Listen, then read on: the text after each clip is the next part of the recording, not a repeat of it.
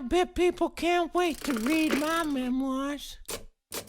A million little fibers. Welcome to Watch Mojo, where we'll be ranking our favorite retired and older South Park characters who you've probably forgotten about. You boys just make sure to obey the scout leader now. He's the man in charge.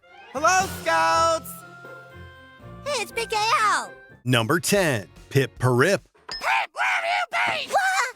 A lovely day, isn't it? What the hell's lovely about it? In the early seasons, Pip was a major character, albeit controversial. His solo episode Pip from Season 4 became one of the most hated. It's a retelling of Great Expectations featuring no major South Park players except Pip. Well, I was sent to be schooled in London. I see, and you no longer live with the blacksmith? Oh, I see Joe once in a while, but I don't have much in common with him anymore, now that I'm a gentleman and all. The character was written to be annoying, which is reflected in how intensely the others mistreat him. Pip was basically the original Butters, but with much less endearing traits. Bucket, get over there and do whatever it takes to keep those blokes from crying. Righto, Pip. It's been way more than 10 years since his comical death in episode 201. I would like to see if you wouldn't mind not smashing our little town to bits. Now, though, it's challenging not to feel nostalgic for the little British boy. He deserved better. Number 9, Margaret Nelson. Mrs. Nelson, I couldn't figure out number 14. Number 14? Okay, well, let's look at it together. For years, the pupils struggled with Garrison's less than adequate teaching style. After Garrison ran for president, Miss Nelson was his replacement. It was a blessing for the students since she was competent at her job, a rarity in South Park. Unfortunately, she wasn't around for that long. No, I knew this was a prank. You're not tricking me into going anywhere. Like her much earlier predecessor, Miss Chokesundick, Miss Nelson suffered an untimely death. In this case, COVID was the cause. Excuse me. This happened in 2021, not long after Donald Trump lost his presidency. It's no coincidence she died so they could bring back fan favorite Garrison. And so it's time for adults to screw these masks and party like it's 2021! Number 8, Dr. Alphonse Mephisto. We want to crossbreed an elephant with a pig. Brilliant idea. Huge elephant-sized pigs. Season 1 ended with one of the show's most famous cliffhangers, focusing on the identity of Cartman's missing father. Who is Eric Cartman's father? Is it Chief Running Water? Or is it Chef? Is it Mephisto? Or that little monkey guy that follows him around? One of its central characters was mad scientist Dr. Alphonse Mephisto, who loves to genetically engineer animals similar to Dr. Moreau. This usually involves giving them more buttocks, but his skills were also used to discover Cartman's dad's identity. All right, look, just tell Cartman who his dad is real quick so we can clone Muhammad. It's a complicated story. I just can't tell him quickly. He stuck around as a prominent side character until Season 4. Then he started to fade into obscurity. Now Mephisto is simply a background character whose zany antics are left to the imagination. Well, I'm sorry, children, but pig and elephant DNA just won't splice. Haven't you ever heard that song by Loverboy? Which song is that? Pig and elephant DNA just won't splice. Number 7, Veronica Crabtree. Kids, do not get off this bus! If you do, a big scary monster will eat you! Introduced in the first episode, Veronica Crabtree became a hilarious side character. She drove the boys to school every morning, a favor they'd repay by regularly insulting her. Thankfully for them, her hearing was so poor that they always got away with it. This made her a regular character in the early seasons, but as time went on, she became less prominent. One of her most notable episodes was City on the Edge of Forever Flashbacks, where she comically nearly drove the school bus off a cliff. Sit down and shut up! I'm saying quiet! Eventually, in Season 8, she was murdered by serial killer Michael Dietz and hasn't returned since. Her name is Veronica Crabtree, bus driver for the elementary school. She was considered an ancillary character, one the fans wouldn't miss much. Number 6, Diane chokes on Dick. Well, I'd say somebody has some explaining to do. Since season 4 in 2000, the main characters have been in the 4th grade, making it one of the longest school years in history. Playtime is over, children. Do you understand me? I don't know how your last teacher behaved, but this is the 4th grade, and it is time to go to work. Initially, they were taught by Diane chokes on Dick, taking over from Garrison. While she was a better teacher, she could barely control the children. This prompts her to climb the mountain Garrison has escaped to, where she learns discipline secrets. But teacher, I don't want to do my math problems. You will do them or else you'll be in very big trouble. Well, I'm not going to do it, teacher. You can just suck my balls.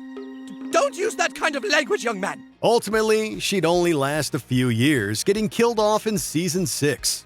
It's never confirmed how she died, but her surname is a strong hint. And in other news, still no cause of death found for elementary school teacher Diane Chokes on Dick. Number 5, Principal Victoria. Well, Timmy, I just don't know what to do with you. You're getting very poor marks in school, and the teachers are complaining that you aren't paying attention. Before the introduction of the divisive character PC Principal, the school was run by Principal Victoria.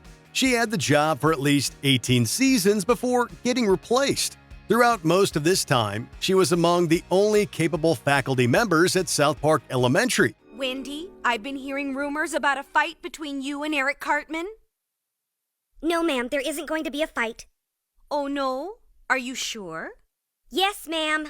The reason she's fired is only vaguely explained, but it's clear they wanted to bring in PC Principal. Since season 19, she's not had a single speaking role, meaning she's almost entirely retired.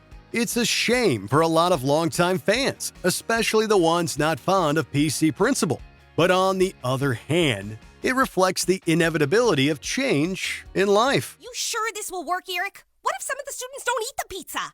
It doesn't matter. Enough students will crap their pants to make everyone forget about Pete Melman and Jenny Simons forever. Number 4, Satan. Puny son of Jehovah, prepare to enter thy house of pain. In the early seasons, Satan occurred frequently, usually to wreak havoc on South Park. Satan first appeared in the season 1 episode Damien, where he almost beats Jesus before taking a dive. Fools, you're all fools. Of course I took a dive. Don't you see? Who do you think was the one person that bet on Jesus to win? Hilariously, he's in a toxic relationship with former Iraqi dictator Saddam Hussein. Satan and Hussein then become major antagonists of the 1999 movie, until Kenny convinces Satan to ditch his toxic tyrant boyfriend. You're right. I should leave him. I'm just gonna tell him, Saddam, I'm going to Earth to rule alone. I'm strong, and I don't need him. As the show progressed, his prominence declined. His arc concluded in season 22, where he tried helping the boys stop Man Bear Pig. In the end, the Lord of Hell was fatally wounded by the monster, which caused his soul to ironically ascend to heaven. Goodbye. Number 3, Officer Barbrady. It's a hard job, but then again, I'm a hard man. For a long time, Officer Barbrady was the entire South Park Police Department. The series never shied away from joking about how incompetent an officer he is. All right, I can't read. It was frequently the source of conflict in episodes, like in Chicken Lover, where he has to learn to read to save the town. Well, anyway, I don't want to give away the ending, but I will say that it spirals toward an incredible twist turn that parallels my own life. Thank you, Officer Barbrady. That was a very good book report indeed. In season 7, the Park County Police Force was introduced, and Barbrady started to fade into the background. He made a comeback in season 19, only to get fired. Somehow, he manages to get his job back the same season. Since then, he's only had brief cameos, but hasn't spoke a line in years. Oh, you've got it all wrong, my little friend. You do it like this. You gotta get them in the head. They go down quicker. Number 2, Mr. Hankey. If you eat a lot of fiber on Christmas Eve, you might get lucky and spot the magical Christmas deity, Mr. Hankey. Since season 1, he lived in the sewers of South Park, but would come out once a year to spread Christmas cheer. Oh, that sure was swell. I'd say my Christmas special is going super fantastic. Hilariously, only Kyle and Chef could see him initially, but when residents begin to believe, he appears in front of everyone. As time went on, he went seasons without appearing until season 22, where he was banished to Springfield from The Simpsons. Come on, gang, don't fight. You people focus so hard on the things wrong with Christmas that you've forgotten what's so right about it. Fascinatingly, he was originally meant to be the show's main character. While we all like him, we have to admit that it'd be a much worse series. Bye, everybody. Bye, Mr. Hankey. Before we unveil our top pick, here are a few honorable mentions. Jesus. The Son of God rarely appears in newer seasons, but he should rise again. You all seem to have forgotten a lot of things. Jesus, you did answer my prayer. Actually, I was answering the prayer of Nick Donovan. Oh, that's me, Nito. Scott Malkinson. Malkinson deserves more respect. But she has diabetes. You guys always rip on me for having diabetes. You guys always rip on me for having diabetes. I'm Scott Malkinson. Terrence and Phillip. When is Asses of Fire 2 coming out already? Terrence, if I die whilst in Iran, please bring my body back to Canada and bury me in a box with a side of craft dinner. Same here, Philip. Before we continue, be sure to subscribe to our channel and ring the bell to get notified about our latest videos. You have the option to be notified for occasional videos or all of them. If you're on your phone, make sure you go into your settings and switch on notifications. Number 1. Towley. That's why Tally says, don't forget to bring a towel. Okay. Thanks, Tally. You want to get high? One of the many iconic episodes from Season 5 was Towley, which introduced its titular character. As his name suggests, he's a talking towel, but don't say that to him or he'll retaliate. Everything okay here? Fine, except this towel has been mixing Chang sauce for 15 minutes. He's clueless. Don't call me shoeless. You're shoeless. Yeah, well, you're a towel. You're a towel. All right, that's it. Get out of here. You're fired. Since then, he's been the focus of a few episodes like A Million Little Fibers, where he's the primary character. He appeared again in season 14, but then vanished until Randy opened up Tegrity Farms. No, I'm not high. I haven't been high since Wednesday. Oh, it is Wednesday? Given their primary product, it makes sense that Towley immediately signed up to help. So while he still appears occasionally, it's been years since the last Towley episode, all of which are side-splittingly funny. Then we have no choice. We'll have to test the new prototype a little early.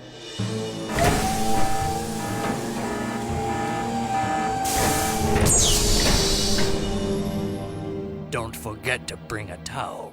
Who is your favorite retired South Park character? Is it the iconic Chef or the lesser-known Lemmy Winks? Let us know in the comments below. The whole world's gone to hell, but how are you? I'm super! Thanks for asking.